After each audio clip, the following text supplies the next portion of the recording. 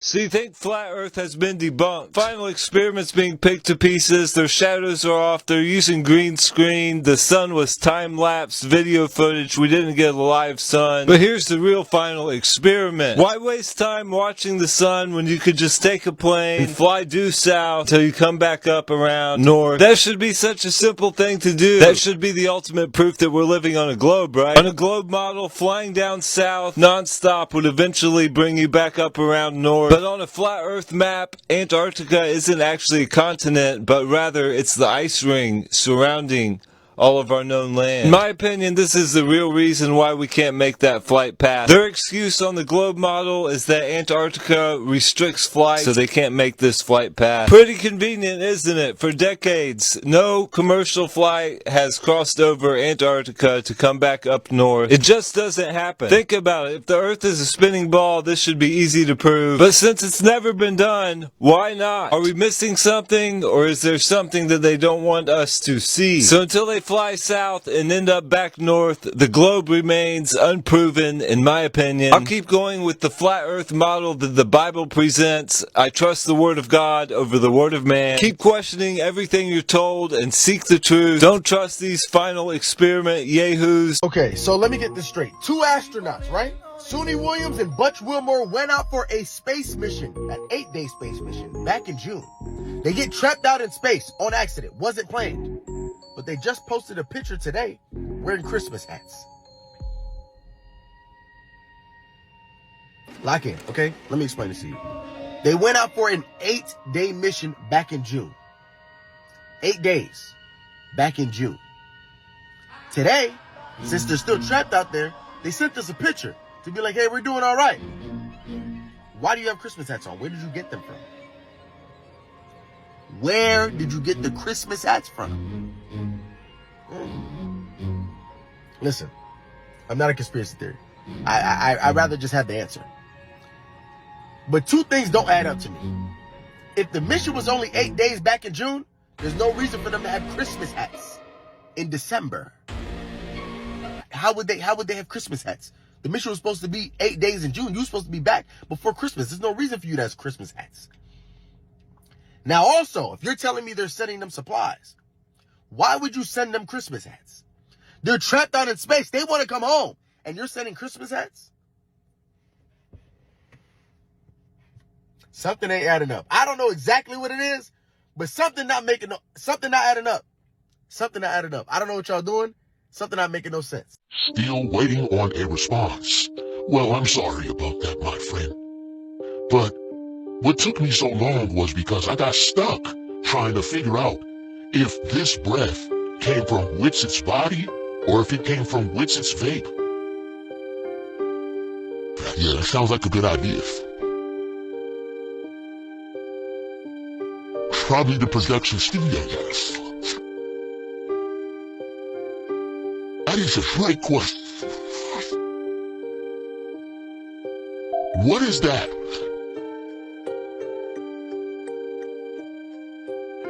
What is that? No, it's not.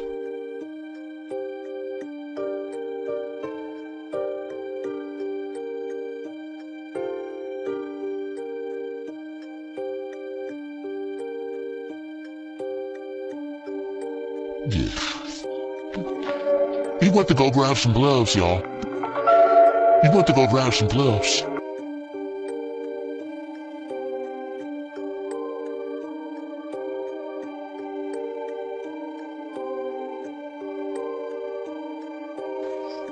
Man, if y'all knock it off. Man, just keep paying attention to this part right here, right? Okay. Look, he goes back, and he goes and picks up the snow, right? I can't believe Whitsit, man. This is disheartening, man. This is disheartening. But check him out, though. He brings the snow back up, drops the snow. Now here is another angle from when he went to go grab some gloves. What is this? What is he doing right here? Right? What is that? Oh, you didn't see it? I'm talking about this right here. What is he doing right here? What is taking place right here? You know?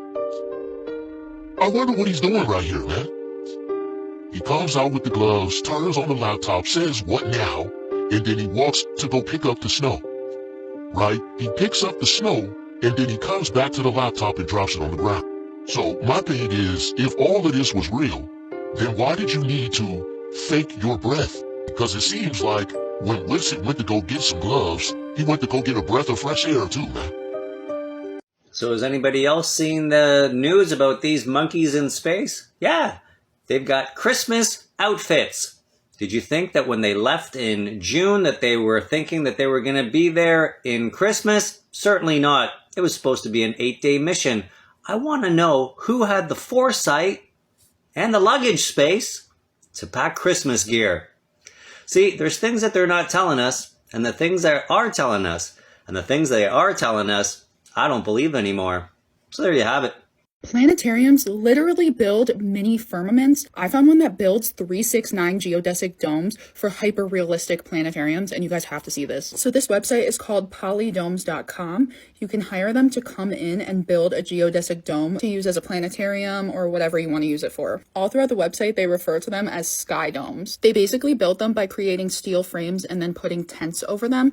And as I was looking through this, I kept thinking about how God was instructing Moses to build the tabernacle, and it's super similar. And these ones include flooring, and it says premium heavy-duty circular flooring perfectly fitted for leveling any ground. Elevate your dome experience. And a lot of us think that the sun and moon operate as like the handles of a clock, and this perfectly goes with that. There's some really interesting photos on this website, like why is this one underwater with a tree in the center? Then we have astronauts who are underwater.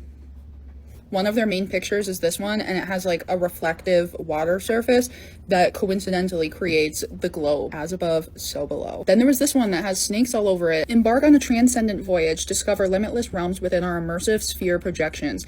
Embrace the magic of seamlessly crafted adventures, unveiling enchanting experiences.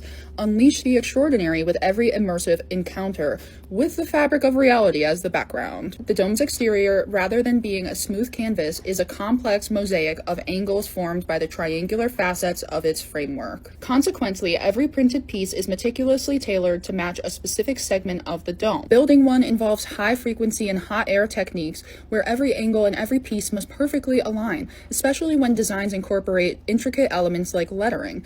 It's a task where there's no room for error. Every design element, whether a letter or a detailed illustration, must seamlessly come together. This is not a job for the uninitiated. Only the hands of a seasoned, highly skilled craftsman can masterfully execute this process. It's a testament to the artisanal prowess required to bring such visions to life on the dome's surface. And then there's this random picture where it's all mechanics, and you have Tesla's coil on there too. Planetariums themselves are proof of the firmament because you can recreate the exact experience of looking up at the sky by sitting in a dome and having projections project onto the dome, just like the firmament. But this specific company takes it 10 steps further. This aligns exactly with the 369 theory, and a lot of their website feels like it's just disclosure. Did we jump timelines or something freaking crazy? Am I losing my mind here with all this? I could have sworn that we've already seen the astronauts from the space station come home and climb out of the capsule. We saw on the news that they had to get taken to recover because of muscle atrophy from being up there so long. And then all of a sudden they're still there. How did they get back up in the space station? I'm having a Mandela effect on this right now. Not to mention, how in the world did she get a Santa hat? Why is there a Santa Claus hat up on the space station when they were supposed to come home a long time ago? How did she get this? This is getting weird. Quickly, and President Putin said that he wants to meet with me as soon as possible. So we have to wait for this, but we have to end that war. That war is a horrible. The soldiers, the number of soldiers being killed, it's a flat plane, and the bullets are going, and there's powerful bullets, powerful guns, and the only thing that's going to stop them is a human body. They go dead flat land. Nobody's ever seen anything like it. It's a flat plane, dead flat land. Lied, Nathan. you are, I will perpetually call you a liar because I proved it, Nathan. So here we got the local light, as you can see. So a local fake spotlight that's right near the walker or the character that's in the film. So in this case, we have this Halo figurine. It's not mine, it's my brother's. But so as he moves from right to left, tell me what you see with the shadows.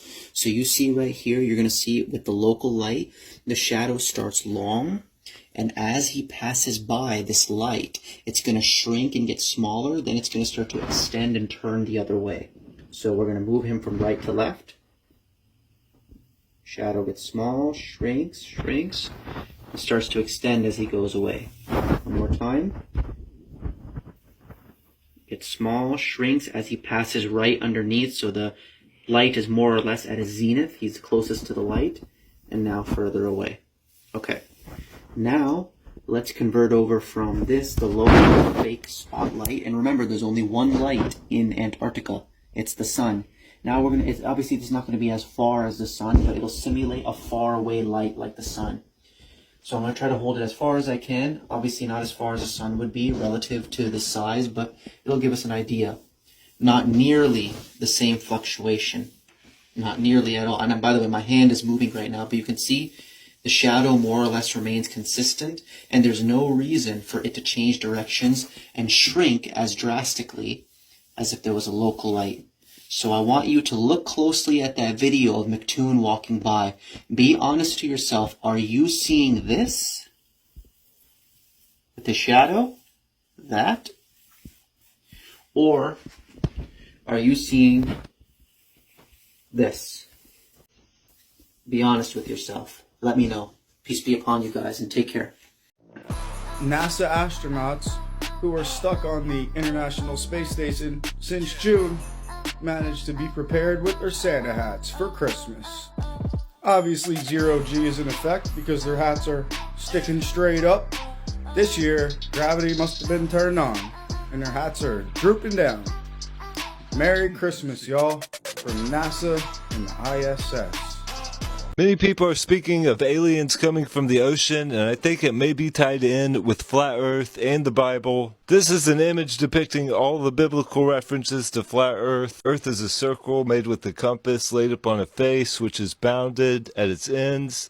It does not move, and it's covered by a dome containing the sun, moon, and stars, which are revolving. Above and below is water.